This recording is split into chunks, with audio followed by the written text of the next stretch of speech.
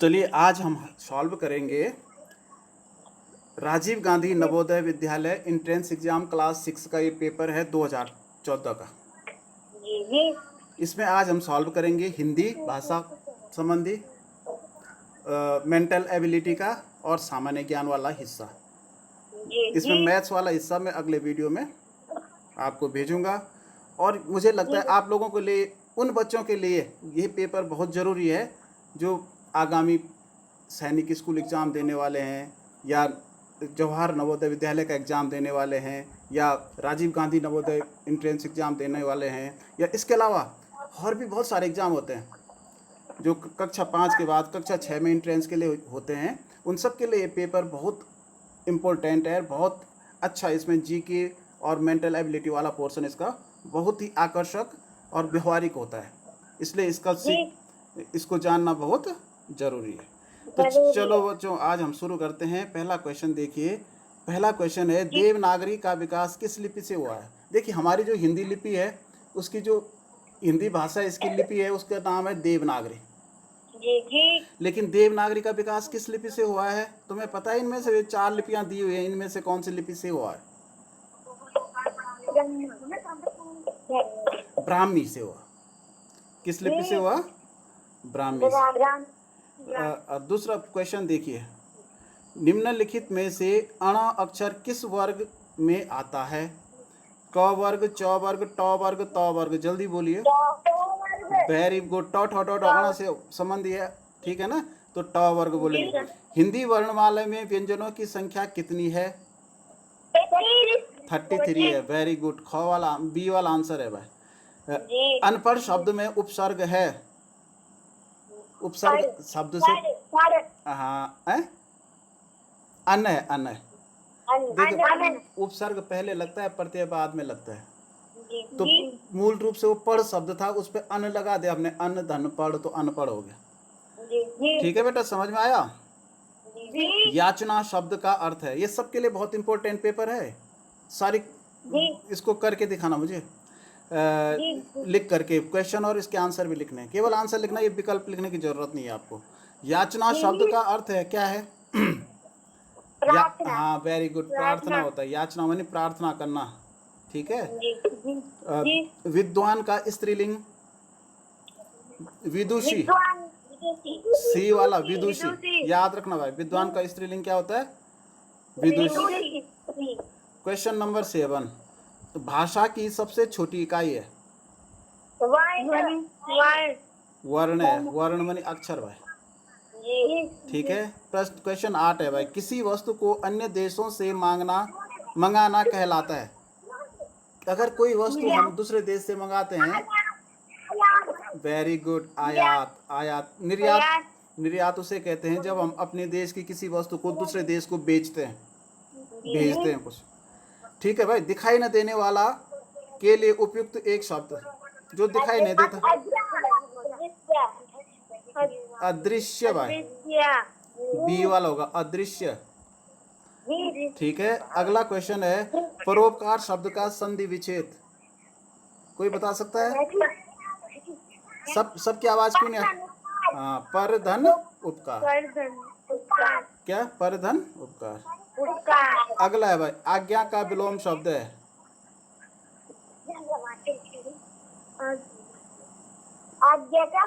आज्ञा विलोम नहीं, अनुग्रह नहीं होता है। आज्ञा का उल्टा होता है अवज्ञा। आज्ञा मानना माने किसी, हाँ, अवज्ञा मतलब किसी का कहना नहीं मानना, उल्टा करना, विरोध करना। जैसे महात्मा गांधी ने चलाया था ना एक आंदोलन, सभी ने अवज्ञा आंदोलन, मतलब अंग्रेजों की आज्ञा का विरोध करना था। आरोह शब्द का विलोम?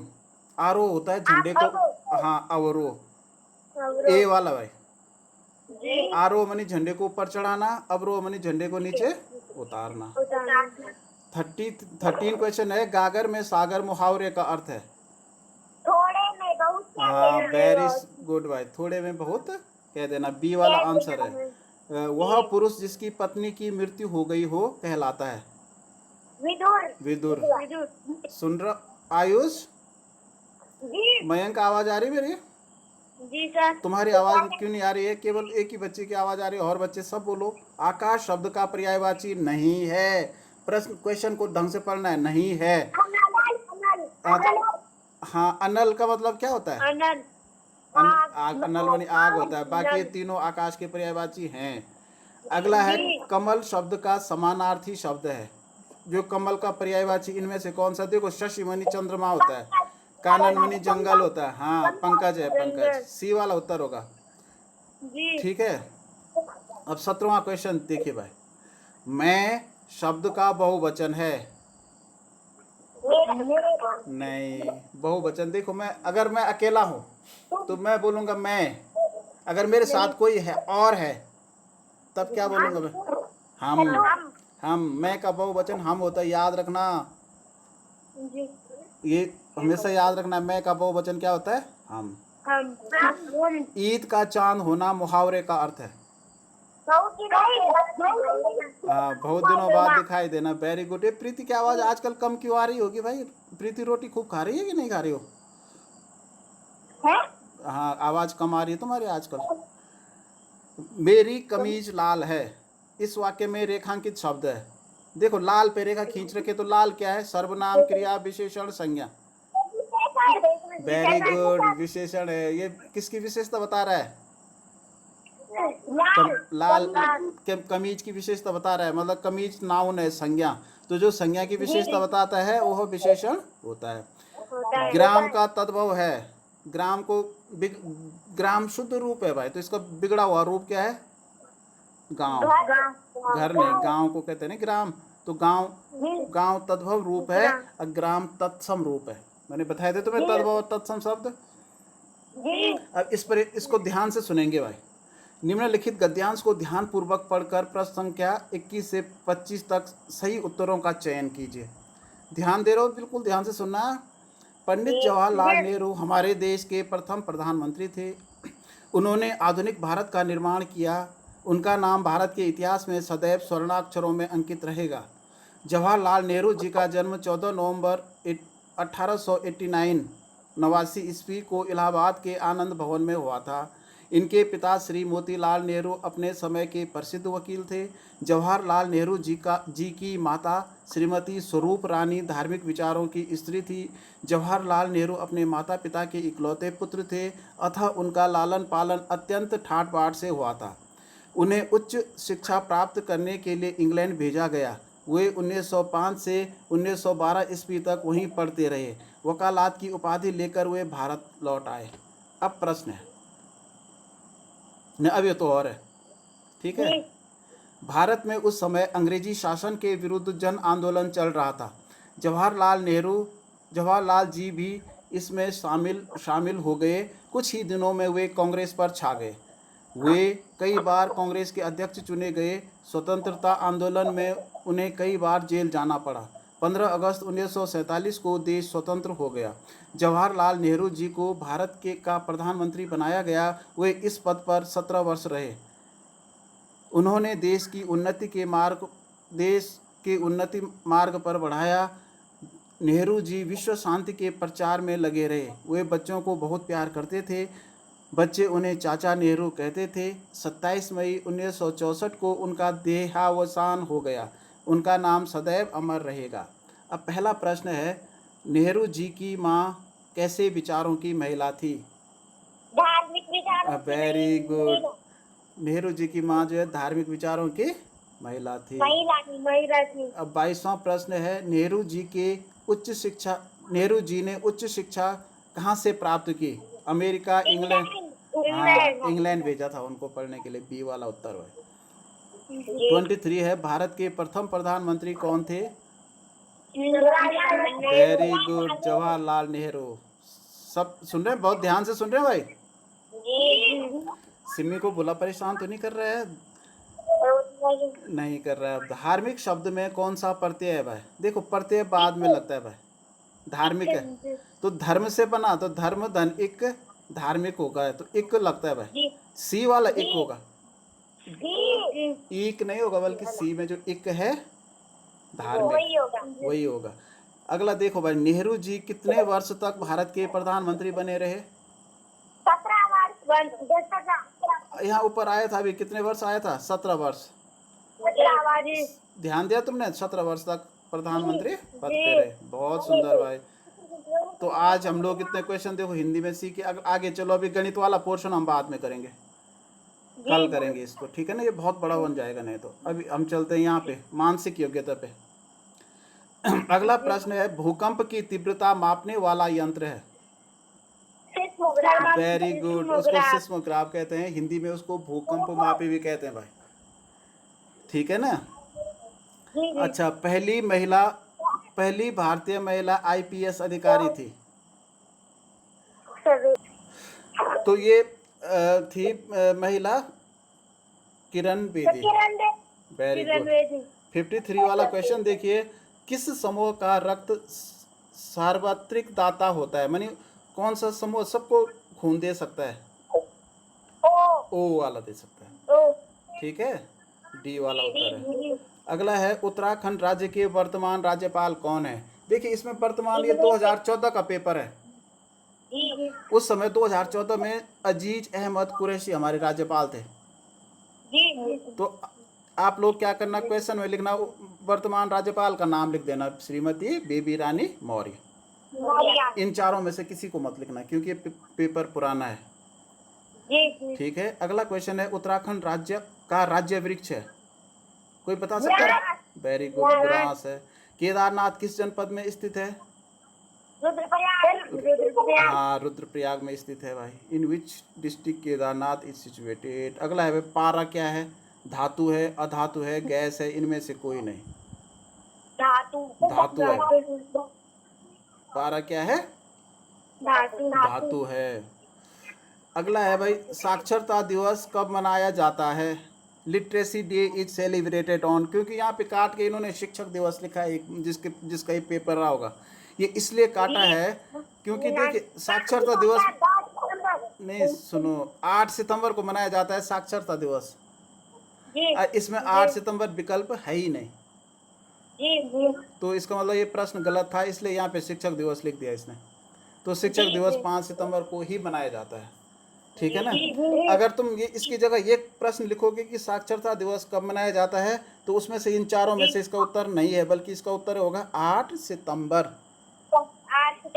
ठीक है ना भाई? तो आप लोग साक्षरता दिवस ही लिखिए और 8 सितंबर लिखिए। अगला प्रश्न है, सूर्य की किरणों से प्राप्त होता है, कोई बता? वेरी गुड, विटामिन डी होता है भाई। सचिन तेंदुलकर ने अपना 200वां टेस्ट मैच कहाँ खेला? कहाँ खेला? देखिए भाई, सचिन तेंदुलकर भारत के विश्व के पहले क्रिकेटर बने थे जिन्होंने 200वां क्रिकेट टेस्ट मैच खेला था। तो उन्होंने ये मैच मुंबई में खेला था भाई, मुंबई में, सी वाला, ठीक है? अगला है, निर्देश देखिए, प्रत्येक प्रश्न में 4 विकल्प दिए गए हैं, इनमें से 3 विकल्प किसी न किसी रूप से समान है, एक विकल्प इनमें से भिन्न है, भिन्न विकल्प चुनिए। देखिए, गाय, भैंस, लोमड़ी, बकरी। लोमड़ी। क्यों? लोमड़ी जंगली है और बाकी सब घरों में रहते हैं। अगर तुम इंग्लिश वाला भी लिख सकते हो तो इंग्लिश वाला भी लिख सकते हैं भाई, एक ही बात है। इंग्लिश में लिखिए आगे आगे, जैसे ये दे रखा है, गोल्ड, सिल्वर, कॉपर, ग्लास। तो इनमें से अलग क्या है? कांच अलग है, ग्लास अलग है भाई, क्योंकि ये तीनों धातुएं हैं, कांच धातु नहीं है। अगला है, माउस, मॉनिटर, फैक्स, कीबोर्ड। तो इसमें नहीं, फैक्स अलग है। देखिए मैं बताता हूँ, क्योंकि माउस भी कंप्यूटर पे होता है, मॉनिटर भी कंप्यूटर पे जुड़ा होता है, कीबोर्ड भी कंप्यूटर पे जुड़ा होता है, फैक्स अलग आता है, फैक्स मशीन अलग होती है। अब इसमें देखिए, टेलीफोन, रेडियो, टेलीविजन, एक्स किरणें। हाँ, ये तीनों जो है, टेलीफोन, रेडियो, टेलीविजन, ये संचार के साधन है। इनसे हमें एक दूसरे, मतलब खबरें एक जगह से दूसरी जगह पहुंचाते हैं। एक्स किरणें अलग है। अगला देखिए, नींबू, केला, संतरा, माल्टा। नहीं, केला अलग है भाई। देखो, ये संतरा, माल्टा, नींबू एक ही जाति के फल हैं, ये सब खट्टे फल हैं और रसदार फल है ना। ये नींबू, ये विटामिन सी में होता है। केला अलग फल है, केला खट्टा फल थोड़ी है। अगला वाला ध्यान दे रहे हो सब बच्चे की नहीं दे रहे? निम्नलिखित प्रश्नों में एक श्रृंखला दी गई है, श्रृंखला के अगले पद का चयन दिए गए विकल्पों में से कीजिए। देखिए भाई, ये श्रृंखला है। यहाँ पे पहले ये 66 तो प्रश्न नंबर है भाई, इसको मत पढ़ना तुम लोग। जी जी यहाँ पे 3 लिखा है पहले, तब 8 है, तो बीच में कितने का अंतर है? 5 का। जी फिर 8 और 5 13, फिर 13 5 18, 18 5 23, तो अगला 28 होगा। हाँ 23 और 5 28 28 होगा भाई। क्या होगा? 28 28 28 सिमी 28 है। जी 3 15 लिखा है भाई, 3 पंजे 15, यहाँ पे 3 का 5 गुना है 15, फिर 15 का 4 गुना 60 है, 15 चौको 60, जी फिर 60 का 3 गुना है भाई 180। तो अब 180 का 2 गुना होगा, तो 180 का 2 गुना होता है 18 का 2 बार पाड़ा बोलो, 18 दूने 36, के आगे एक 0, 360 होगा। जैसे ऐसे कैसे करते हो तुम लोग दुगना? जैसे मैंने बोला 180 का दुगना तो हमें नहीं आता, तो हम क्या करेंगे? 18 का दुगना करेंगे, 18 दूने 36, और इसका एक 0 लगा देंगे उसमें। 0 लगा देंगे। ठीक है ना? ऐसे करना है फटाफट। बेटा लॉकडाउन में अब घर में ही पढ़ाई होगी ऐसी। ऐसा भी हो सकता है कि तुम्हारे स्कूल कई महीनों तक ना खुले। 5 7 11, 5 7 11 13 17, तो अगला क्या आएगा? 19 11 12 13 4 17। हाँ देखिए, पहले 2 का अंतर, फिर 4 का अंतर है भाई। तो यहाँ फिर 2 का, तो 2 तो 17 के बाद 2 का अंतर होगा तो 19 होगा। अब 69 पे भाई, AEIM, इसको ध्यान से कैलकुलेशन करो भाई। देखिए इसमें 4 अक्षर छोड़ के, 3 अक्षर छोड़ के चौथा अक्षर है, ए के बाद चौथा अक्षर ई, फिर चौथा अक्षर आई, फिर चौथा अक्षर एम, फिर चौथा अक्षर हो जाएगा क्यू, तो बी वाला आंसर होगा क्यू। 70 देखो, CBAFED IHG, इसको बताइए। देखिए तीसरा है, फिर दूसरा, फिर पहला, फिर DEF, इसको उल्टा पढ़ो, DEF GHI। अब क्या होगा? उल्टा पढ़ो, JKL उल्टा पढ़ेंगे तो D वाला होगा ना, LKJ। हाँ ये उल्टा पढ़ेंगे तो ये D वाला आंसर आएगा। अगला क्वेश्चन देखिए, निम्नलिखित प्रश्नों के प्रश्नवाचक के स्थान पर क्या आएगा? दिए गए विकल्पों का सही उत्तर चयन कीजिए। में सही उत्तर चयन कीजिए। रेलगाड़ी पटरी पे चलती है तो बस कहाँ चलती है? सड़क पे। Very good. कुत्ते के काटने से रेबीज बीमारी होती है, तो मच्छर के काटने से क्या होता है? मलेरिया होता है। देखिए भाई, 10 का जितना अनुपात 25 से है, 14 का अनुपात कितने से है? तो 10 का कितना अनुपात है? 25 से। देखा 10 दूना 20 होता है, 10 या 30, यानी 10 का 2.5 गुना है बेटा। ये 10 का 2.5 गुना है, ये याद रखना है। तो 14 का 2.5 गुना कितना होगा? 14 दूना 28 और आधा और जोड़ो 7, 28 और 7 35 होना है 25, तो 14 का 2.5 गुना हो जाएगा 35। अब 74 देखिए, जहाज का जो संबंध समुद्र से है, मतलब जहाज समुद्र में चलता है तो ऊंट कहाँ चलता है? रेगिस्तान। Very good very good very good. अगला चलिए भाई, क्रिकेट का संबंध जो बैट से है, हॉकी का संबंध किससे है? मतलब क्रिकेट बैट से खेलते तो हॉकी किससे खेलते हैं? स्टिक से खेलते हैं भाई, स्टिक बोलते हैं उसको। जैसे ठीक है ना भाई? आवाज आ रही सबको? तुम्हारी आवाज तो बहुत कम हो गई। यदि हेलो सब लाइन पे हैं? यदि टैप को सांकेतिक TAP को सांकेतिक भाषा में 825 लिखा जाता है तो पैट को लिखा जाएगा। देखो T के लिए 8 लिखा, हाँ तो T को 8 लिखा है, A को 2 लिखा है, P को 5 लिखा है, तो इसको हम उल्टा लिख देंगे 5 2 8। A वाला सही होगा भाई। 77 देखिए, यदि 1234 को सांकेतिक भाषा में BADC, देखो B के लिए 1 लिखा है, A के लिए 2, D के लिए 3 और C के लिए 4 लिखा जाता है, तो 5 6 7 8 को लिखा जाएगा। देखिए नहीं, इसको तो ध्यान से देखना है, क्योंकि B के लिए AQEHG C वाला सही है।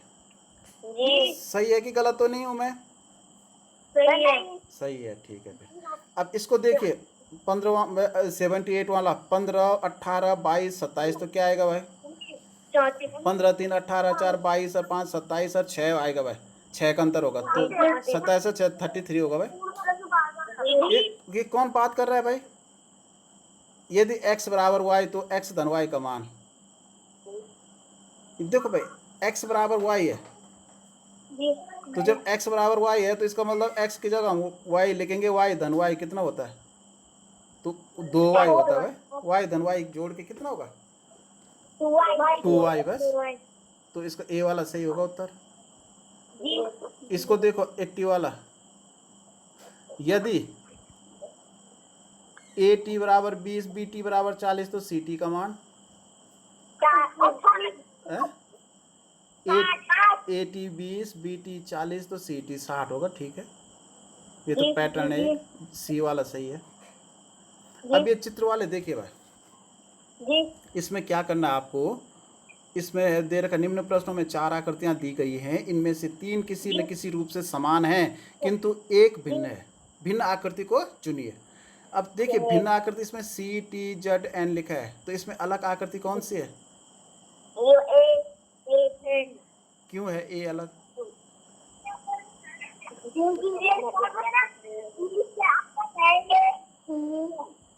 जल्दी बोलो। तो इसका आंसर जो मुझे लग रहा है वो टी है भाई। क्यों है टी? क्योंकि देखिए हाँ, ये 3 रेखाओं से बना हुआ है, टी जो है 2 ही लाइन से बना हुआ है।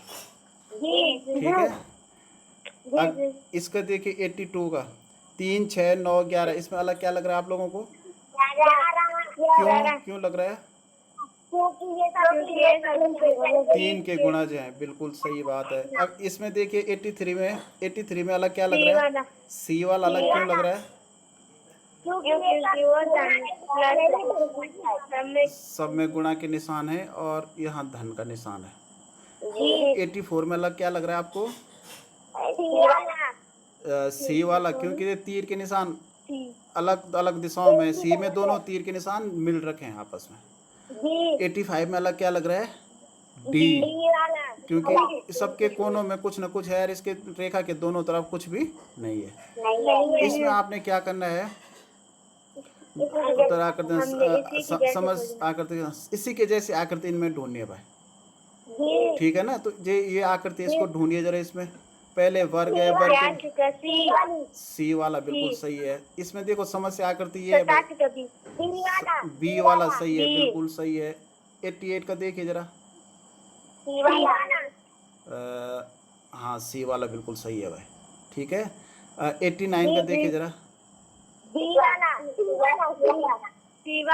ए बी, देखो बी और सी में क्या है, बी वाला टच नहीं है तो सी वाला सही है भाई। क्या ज्यादा सही सी वाला है ना? 90 वाला देखिए जरा, ए वाला बिल्कुल इससे मिलता हुआ बिल्कुल ए है भाई, बहुत बढ़िया। अब अगले प्रश्न इसमें देखिए, समानुपाती चिन्ह, समानुपात के बाईं ओर 2 आकृतियां एवं दाईं ओर 1 आकृति एवं प्रश्नवाचक है। दाईं ओर की आकृतियों में वही संबंध होना चाहिए जैसा कि बाईं ओर की आकृतियों में है। प्रश्नवाचक के स्थान पर कौन सी आकृति आएगी? उत्तर आकृतियों को चुनिए। देखिए भाई, इसका जो 91, इसका जो संबंध इससे है, तो इसका संबंध किससे है? देखो इसकी रेखाएं ऐसी थी, एक नीचे एक ऊपर, ऊपर के नीचे हो गई, तो ये ऐसी थी, तो ये ऐसे ए वाला हो जाएगा भाई। ऊपर की रेखा उल्टी हो जाएगी तो ए वाला हो जाएगा। 92 का देखिए, ये है भाई नीचे को, इसका अनुपात ये, इसमें पहले कितनी भुजाएं? 2 4 6 भुजाएं, 4 भुजाएं आ गई, तो इसमें है 5 भुजाएं, तो इसमें कितनी भुजाएं होंगी? 3 भुजाएं। अब इसको नीचे देखो, इसके नीचे कितने तीर हैं? 1 2 3 4 तीर हैं। दोबारा इसमें कितने हो गए? 2 4 2 4 6 हैं कि 7 हैं? जरा गिनो। 7। तो यहाँ 4 की जगह 3 बढ़ गई भाई, तो यहाँ भी 4 की जगह 7 गिनो तो किस पे होंगी? त्रिभुज के नीचे।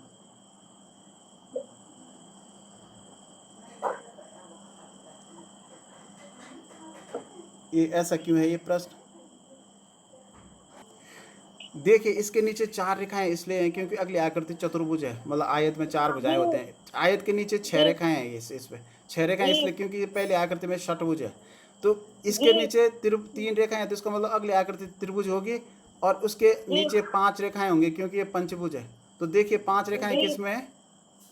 सी वाले में है 5 रेखाएं दीवार कि बी वाले में है? 5 नहीं नहीं, बी सी वाला तो चतुर्भुज है। 5 जी। रेखाएं किसके नीचे हैं? बी वाले के नीचे। दीवार तो बी वाला सही आंसर है। जी। देखिए इसका जो अनुपात इससे है ये ऐसा है, उल्टा हो गया भाई। जी। इसी वाला तो ये बराबर का निशान नीचे को है तो सी वाला हो जाएगा बिल्कुल। 94 में देखिए ये है, इसके दो तरफ बिंदी है, इसका अनुपात इससे इसके 2 रेखाएं और आ गई, 2 बिंदी और आ गई। तो ये ऐसा था, तो इसका उत्तर बी वाला हो जाएगा बिल्कुल सही। क्या हो जाएंगी? 4 रेखाएं हो जाएंगी और इसमें 4 ही बिंदु आ जाएंगे। बी वाला बिल्कुल सही है। 95 में देखिए भाई ई के बाहर गोला है, एच है, मतलब तो यहाँ जे है, तो जे के बाद क्या आएगा जल्दी बताओ? तो ई के बाद तीसरा अक्षर एच है, तो जे के बाद तीसरा अक्षर एम हो जाएगा भाई, बी वाला आंसर। इसमें देखिए, इसमें क्या करना है आपने, जो खाली हिस्सा है इसको यहाँ ढूंढना है। तो इसमें देखिए, इसमें खाली हिस्सा यहाँ पे क्या आएगा? गोले के भीतर ये धन का निशान जिसपे होगा, हाँ बिल्कुल सी वाला फिट आएगा भाई यहाँ पे। 97 पे देखिए ये एन ऐसा है, ये ऊपर को है, यहाँ ए है, तो यहाँ नहीं, सी वाला तो नहीं आएगा, बी वाला आएगा, बी वाला एन। इसमें जैसे ए वाला है वैसी, जैसे ये पहले ऊपर वाली आकृति वैसी आकृति होगी, तो ये बी वाला मैच कर रहा है। यहाँ देखिए 98 में क्या है, ये त्रिभुज नीचे को ये ऐसा है, तो यहाँ पे जो त्रिभुज ऊपर को हो तो ए वाला आएगा भाई। ए वाला सही है ना? ए वाला आएगा, ठीक है। यहाँ पे देखिए 99 में क्या होगा, ये है ए वाला, हाँ बिल्कुल ए वाला सही है भाई, ए वाला फिट आ रहा है यहाँ पे, ठीक है ना? समस्या आकृति ये है, तो इसमें देखिए एक पंखुड़ी इधर आएगी, एक पंखुड़ी और एक, बिल्कुल सही है, ए वाला आएगा। तो ये हमने 100 प्रश्न किए। मजा आया कि नहीं आया? अच्छा लगे ना?